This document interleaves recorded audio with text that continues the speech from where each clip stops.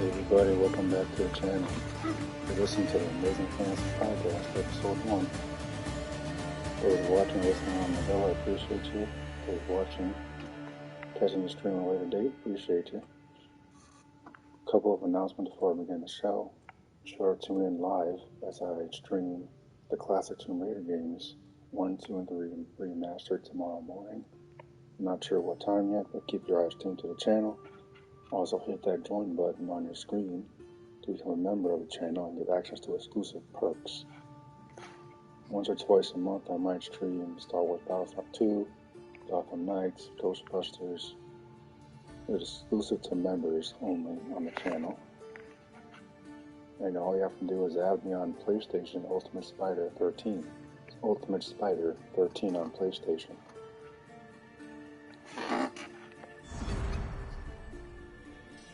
So a few days ago, Season 1, a couple of days ago, I want to say last week sometime, Season 1 of the Percy Jackson and the Olympians series concluded Season 1. And I gotta say, as a fan of the books, fan of the characters, a couple of minutes into the series, this is way better than the movies. The movies were okay for the time, but they were really riding on the success of the Harry Potter series. Percy Jackson is nothing like in the first place.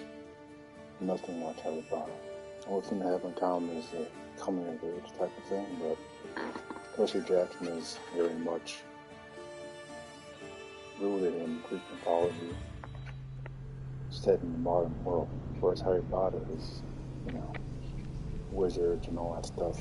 There's magic and stuff in Percy Jackson, but it's more like coming of age. A kid basically accepts the fact that he's the son of a god, basically.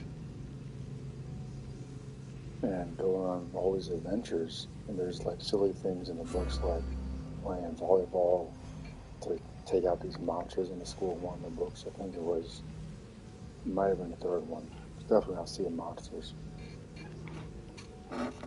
But there's a lot more silly things in the books because Percy is like, 13 in the books? The movies, they were like in the 20s. The actors were like in the 20s. They were way too old for playing high school kids. Yeah, they were definitely riding on the success of the Harry Potter film, which makes sense. But at the same time, these are completely different beasts. And the TV show, I think, understands that. And they finally got it right. Which is why I think more of these book adaptations, these books, should be put on television and not film. Like, for example, with Fantastic Beasts, not to get off track, but Fantastic Beasts should have been on television, not film. It's a smaller story. Not everything needs to be about the end of the world, or like with Star Wars, the next friggin' Death Star again. It's okay to do smaller stories, and for the most part, Percy Jackson is a smaller series. There is like a overarching conflict with the gods of Olympus and whatnot, but from what I can remember, there's nothing that has grave consequences, at least not immediately. So, like, one of my favorite parts of the series is that you really get to see a lot of the in-between stuff that the movies didn't cover, the books cover. The movies skipped over so much material. And they just gloss over the fact that he's the son of a god in the modern world. All the stuff that happens at camp, Half-Blood, and all that, it just completely glossed over in the movies. They just go from A to Z while worrying about B, C, D, E, and F. And I think that's why the movies were ultimately canceled after Sea of Monsters, I believe. I remember I saw Sea of Monsters in the theater. It was okay. I thought it was pretty good for the time. Then I went back and watched the first one. Then I started reading the books. And kind of in the back of my mind, I'm like, this would be a pretty good TV serial if it was written correctly. Yeah, and lo and behold, I think it started in December last year, December, and I guess it concluded like maybe a week or two ago. Season 1. Season 2 has been confirmed. And it was based on Sea of Monsters, the second book. Sea of Monsters, and there's no doubt in my mind it'll be better than the movie because the movie is a bloody mess. It's kind of a joke looking back on it. Again, a couple minutes into the show, and I'm like, wow, this is way better than the movie.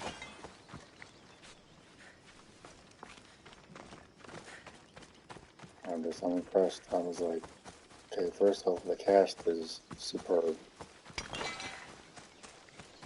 They cast actual kids in the role, which is exactly what Percy is supposed to be. You're not supposed to be a freaking 20-something-year-old dude like in the movies. Or Harold Logan Lerman, I think his name is. No offense to the actors, but they're way too old to be playing high school kids. It was dumb. I still don't know if I really buy it being a lightning thief even in the show, because you barely see him in the show. And I'm like, okay, I need more time with that character before I really buy into that. The movie was even worse, because he just shows up and he's like, I'm a lightning thief. It's like he just blurts it out, and like there's no build up to it, there's no reason to care. He just says it, and it's like, okay, I guess it's still fucking important. But like, at least in this, I don't know if I really buy being a lightning thief. It makes sense, he's the son of Hermes. So he would be able to get in and out of places a lot easier than most people. Just like in the movie, I think he went and found the remains of Kronos in Tartarus. And he went to Tartarus, and I'm like, yeah, the son of Hermes would probably be able to get in and out of Tartarus pretty easily. Because Hermes was the messenger of the gods in Greek mythology. So that makes sense. The show, I'm thinking I need more time with that character, because his motivations to me just kind of make sense and they kind of don't. So hopefully season 2 can go a little more into that, can dive a little more into that, and I just love seeing the character development and those adventures every week. It's like, again, they just zip through all of this in the movie. 1 minute you're in Camp Hatfield, the next minute you're in the freaking underworld, or whatever, and I think we missed a couple things here. I think Medusa was done so much better this time around. Starting with the casting for sure. It was really more believable. She would be hiding and whatever, and all that. And casting Edge as Ares, hilarious. Okay, that's enough. I was rolling.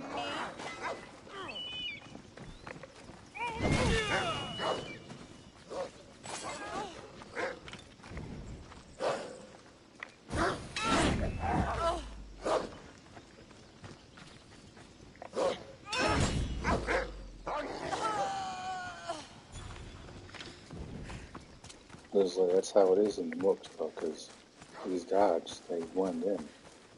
They don't look like they do in the Hercules animated film for Disney. They look like regular people. And Ares is riding around on his motorcycle like a biker. God literally like out of war.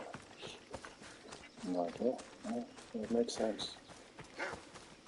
I completely forgot that Percy and Annabeth and Rover encounter Ares in the book, because I skipped over in the movie. The movies are basically just like a greatest hits collection. It's not even a story in the movies. They just skip over so many important things that's essential to the story and the character development. While when they go to that the theme park and Percy gets like basically put in frozen carbonite, and then has to outsmart one of the gods to save him. He sacrifices himself to get the shield for Ares as part of their quest.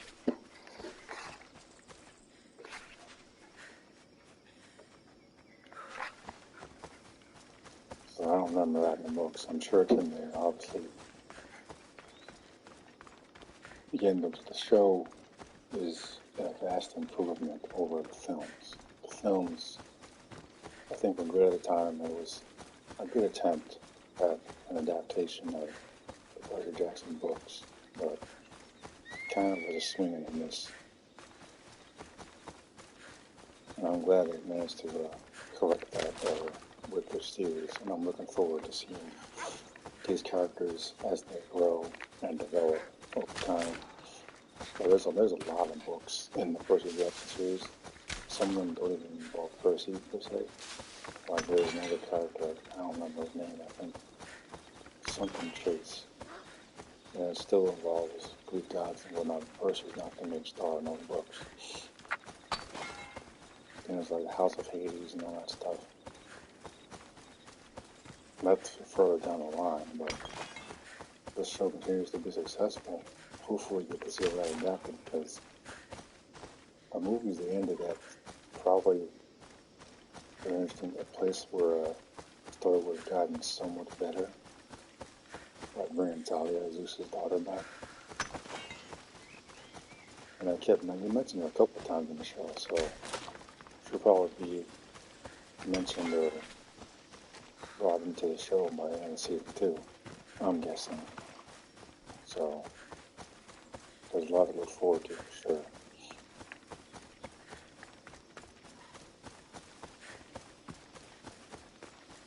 I for one, I'm really excited for season 2. It's part of why I prefer television over film in some areas. Even though it's something like Star Wars, because Star Wars was made for film, at least originally. Look at something like The Mandalorian, that was obviously made for television, so I don't know how they're going to translate that character to film all of a sudden, from episodic material to a feature-length film. I don't think it's going to work, but what do I know? So then push lentils in here, Galactic Empire.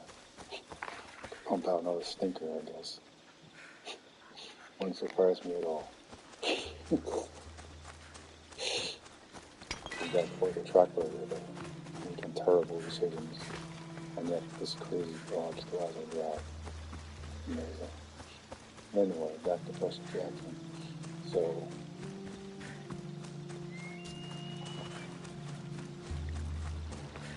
I think, again, television is definitely the way to go for these book adaptations.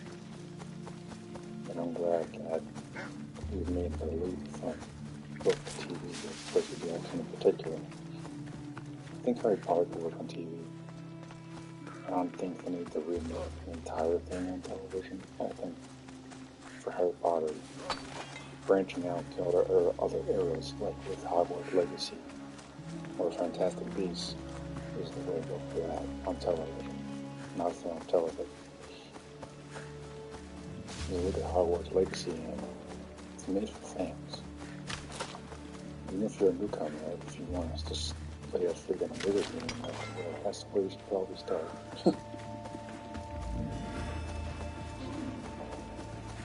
Sure, to play what game is part of the industry.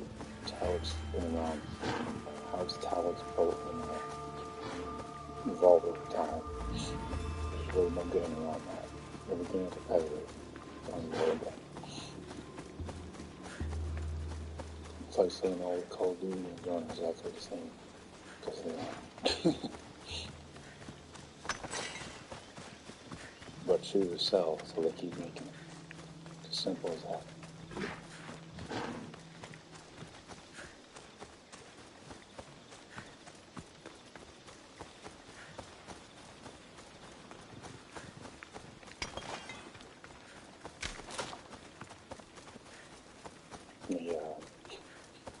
It's not as action-packed as one might think. It's more, I don't want to say cerebral, but there's a lot more dialogue in the Percy Jackson books. It's not a straight-up, like, action-packed series. And I think people that don't know the books might shy away from that, but it's important stuff. Like, you learn a lot about the characters when they're interacting with each other and when they're talking and whatnot. Something that I think a lot of movies have lost.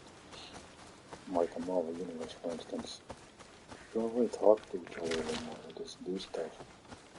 And now we got this, like, female revolution thing going on. And it's kind of ruining the brand from what it once was. And I think that's a risk.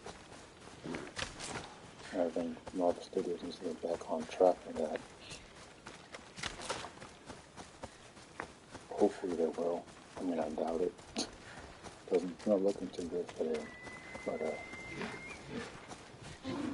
Percy Jackson, as far as I'm concerned, the only way I can go from here is forward and make improvements along the way. I don't have too many critiques for this season because it's pretty much to a T what I was expecting. Like when it was announced, I got so excited. I'm like, finally, I'm gonna get this done right.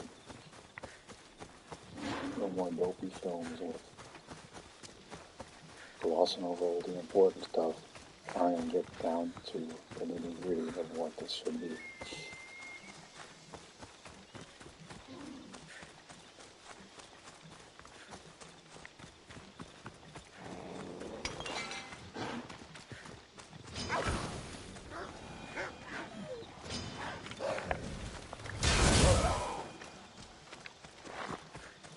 And yeah, so if you haven't watched the series, I would say check it out. You need to read the books, you need to listen to an audio tape of the books, you need to listen to them alongside the show or something. But this is something that you don't want to miss if you're a fan of Percy Jackson. Just keep in mind, this is not Harry Potter. Nothing like Harry Potter. The only thing that has common Harry Potter is probably the coming of age story. But just stick with it and it will get better. Season 1 is fantastic and I'm looking forward to more.